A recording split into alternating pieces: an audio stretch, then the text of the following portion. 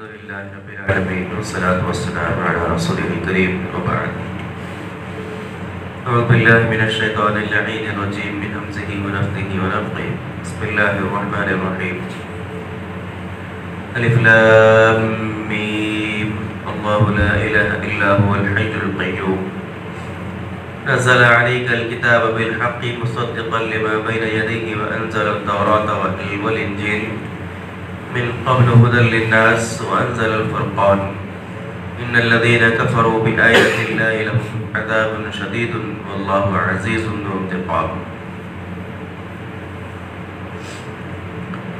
جیسا کہ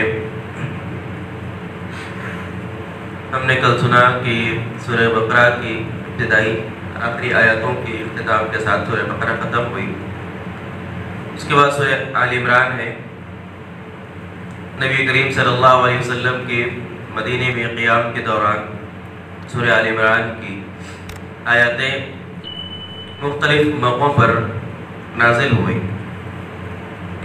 خصوصاً سورہ آل عمران کا ابتدائی حصہ سن 9 ہجری میں نبی کریم صلی اللہ علیہ وسلم کے پاس نجران سے عیسائیوں کا ایک وفد آیا تھا جنہوں نے نبی کریم صلی اللہ علیہ وسلم سے حضرت عیسیٰ علیہ السلام، حضرت مریم اور عیسائیت کے تعلق سے مختلف سوالات کیے اور اللہ کے رسول صلی اللہ علیہ وسلم سے انہوں نے ایک معنی میں جدال کیا.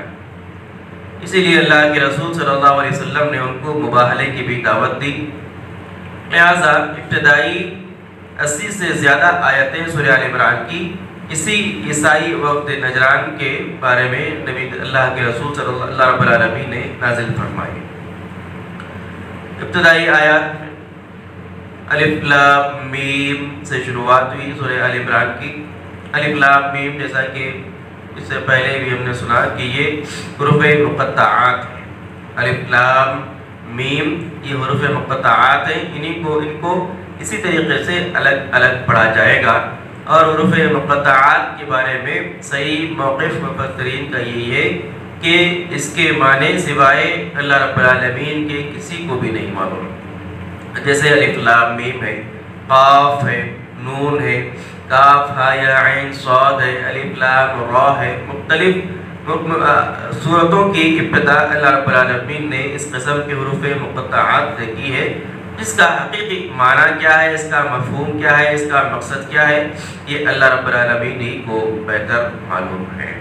پھر اللہ نے کہا کہ اللہ لا الہ الا هو الحی القیوم، کہ اللہ تعالیٰ وہ ہے کہ جس کے علاوہ کوئی معبود نہیں ہے، وہی حی ہے، زندہ ہے، اور وہی تمام کائنات کو قائم رکھنے والا ہے.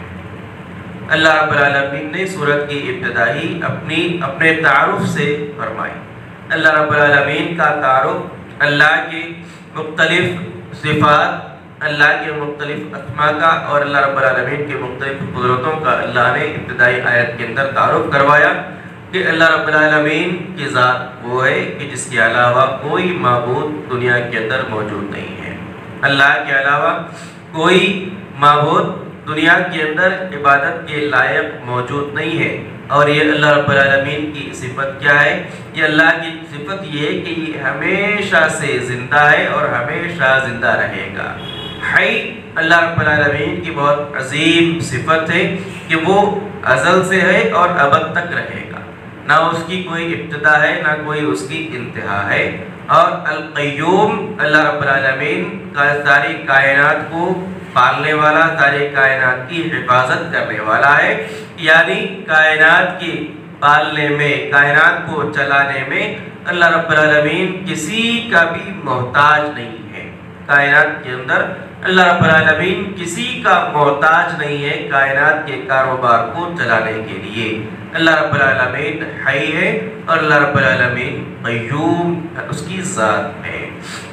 جیسا کہ عیسائی خاص طور پر یہ نجران کے جو عیسائی اللہ کے نبی صلی اللہ علیہ وسلم کی خدمت میں حاضر ہوئے تھے، عیسائیوں کا عقیدہ حضرت عیسیٰ علیہ السلام کے بارے میں یہ تھا کہ وہ لوگ حضرت عیسیٰ علیہ السلام کو ایک تو خدا مانتے تھے، یا اللہ کا بیٹا مانتے تھے، یا تین میں سے ایک مانتے تھے حضرت عیسیٰ علیہ السلام.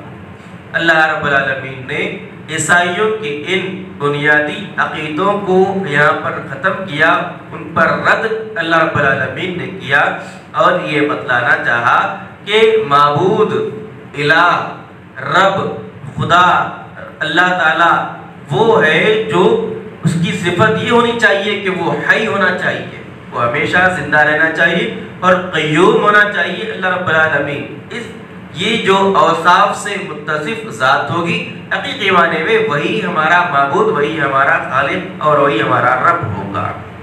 اللہ رب العالمین نے یہ بتانا چاہا کہ حضرت عیسیٰ علیہ السلام کو جو تم خدا مانتے ہو یا اللہ کا بیٹا مانتے ہو یا تین میں کا ایک مانتے ہو، حالانکہ حضرت عیسیٰ علیہ السلام خود ماں کے پیٹ سے پیدا ہوئے. حضرت عیسیٰ علیہ السلام ہمیشہ دنیا کے اندر رہنے والے نہیں، ایک مدت تک، ایک عمر تک وہ دنیا میں رہیں گے، اس کے بعد ان کو موت آنی ہے.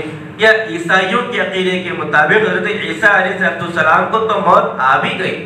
تو اللہ رب العالمین نے یہ بتایا کہ ایسی ذات، ایسا شخص کہ جس کا وجود بعد میں ہو، کائنات کی تخلیق کے بہت سالوں بعد ہو، اور جس کو مرنا بھی ہو، جس کو فنا بھی ہو، وہ ذات تمہاری معبود اور تمہارا خالق، تمہارا رب نہیں ہو سکتا. اللہ رب العالمین جو حی ہے اور قیوم ہے، یہ اللہ رب العالمین کی خصوصیت ہے، اللہ کی خاصیت ہے. اور جس ذات کے اندر حی اور قیوم ہونے کی خاصیت ہوگی، حقیقی معنی میں وہی انسانوں کا اور ساری کائنات کا رب ہوگا. تو اللہ رب العالمین نے حی اور قیوم کے الفاظ سے اور ان اوصاف سے اپنا یہاں پر تعارف پیش کیا. اور احادیث کے مطابق یہ الحی القیوم جو ہے یہ اللہ کا اسم اعظم ہے، یہ اللہ کے بڑے ناموں میں سے ایک بڑے نام ہے. اور قرآن مجید کے اندر 3 دفعہ اللہ رب العالمین نے یہ اسم اعظم نقل فرمایا. ایک تو یہاں سورہ آل عمران کے اندر، دوسرا آیت الکرسی کے اندر، اللہ لا الہ الا هو الحی القیوم. آیت الکرسی کی جو ابتدا ہے وہی ابتدا یہ اسم اعظم کے ذریعے ہے. اور تیسرا اللہ رب العالمین نے سورہ طٰہٰ کے اندر یہ اسم اعظم کا ذکر کیا، وَعَنَتِ الْوُجُوهُ لِلْحَيِّ الْقَيُّومِ. یہ 3 مرتبہ اللہ رب العالمین نے قرآن مجید کے اندر اسم اعظم کا تذکرہ کیا. اب اس کی فضیلت کیا ہے اسم اعظم کی؟ اللہ کے رسول صلی اللہ علیہ وسلم نے ارشاد فرمایا کہ جو آدمی اللہ کے اس اسم اعظم کے حوالے سے اللہ کے سامنے دعا مانگے گا، اللہ تعالیٰ اس کی دعا کو کبھی رد نہیں کرے گا. یعنی الحی القیوم کے ان اوصاف اور اللہ رب العالمین کے اس اسماء حسنہ کے حوالے سے اگر کوئی آدمی دعا مانگے گا اللہ کے پاس تو اس کی دعا کبھی رد نہیں ہوگی، ناقابل قبول نہیں ہوگی. یعنی دعاؤں کی قبولیت کا یہ بہترین ذریعہ ہے اللہ رب العالمین کی. ویسے تو تمام اسماء حسنہ کا اگر حوالہ دے کر اللہ کے سامنے دعا مانگی جائے تو بندوں کی دعائیں اللہ کے پاس بہت جلد قابل قبول ہوتی ہیں، بہت جلد سنی جاتی ہیں. لیکن الحی اور القیوم یہ جو اللہ کی اسم اعظم ہے، اسم اعظم کے اس حوالے سے اگر اللہ کے پاس دعا مانگی جائے گی تو وہ دعا اللہ کے پاس بہت جلد قبول ہوگی. اسی لیے اللہ کے رسول صلی اللہ علیہ وسلم نے یا حی یا قیوم برحمتک استغیث اس قسم کی دعائیں ہم کو سکھلائی ہیں. یا حی یا قیوم برحمتک استغیث اصلح لی شأنی کلہ ولا تکلنی الی نفسی طرفۃ عین. صبح و شام کے اذکار کے اندر بھی یہ دعا شامل ہے. لہذا ان اللہ کے اسماء اعظم کے ذریعے اگر ہم دعا مانگیں گے تو ہماری دعا بہت جلد قبول ہوگی. اس کے بعد اللہ رب العالمین نے ارشاد فرمایا کہ اللہ تعالیٰ اس کا اور ایک تعارف بیان کیا، کہا کہ نزل علیک الکتاب بالحق. وہ اللہ رب العالمین کی جس نے آپ پر حق کے ساتھ کتاب نازل فرمائی، مصدقا لما بین یدیہ وانزل التوراۃ والانجیل، جو کتاب پچھلی گزری ہوئی کتابوں کی تصدیق بھی کرتی ہے اور جس نے توریت اور انجیل کو نازل کیا. اللہ رب العالمین نے اپنا ایک اور تعارف یہاں پر یہ پیش کیا کہ اللہ تعالیٰ کی ذات وہ ذات ہے کہ ایک تو جو حی ہے، قیوم ہے، اور تیسری اس کی صفت یہ ہے کہ اس نے آپ پر یعنی نبی کریم صلی اللہ علیہ وسلم پر قرآن کو، کتاب کو حق کے ساتھ نازل کیا. اور قرآن کی صفت اللہ نے یہ بیان کی کہ ایسا قرآن ہے، یہ ایسا کلام ہے، یہ ایسی کتاب ہے جو اس سے پہلے گزری کتابوں کی تصدیق کرنے والی ہے۔ یعنی قرآن کے اندر جو باتیں اللہ رب العالمین نے بیان فرمائی، وہ باتیں اس سے پہلے کی جو کتابیں گزری ہیں انبیاء اور رسولوں پر اللہ کی، توریت ہے، زبور ہے، انجیل ہے، صحف ابراہیم ہے، صحف موسیٰ ہے، وہ تمام اللہ کی کتابوں کی تصدیق کرنے والی ہیں۔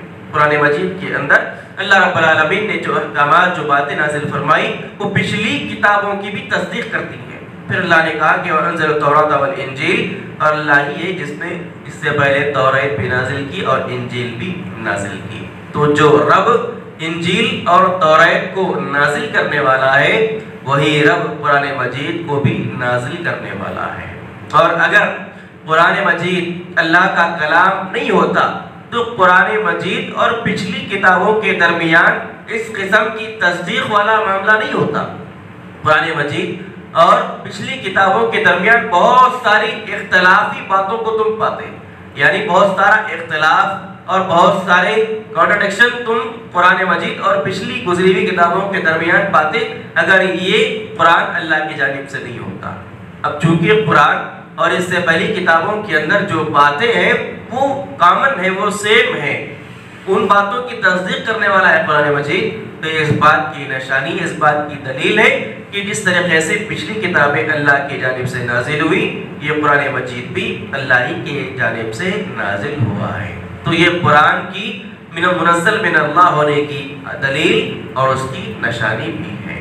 اللہ رب العالمین سے دعا ہے اللہ تعالیٰ تمام کو قرآن مجید کی آیات کو پڑھنے، سیکھنے، سمجھنے، اس پر عمل کی ہم کو توفیق عطا فرمائے۔ آمین۔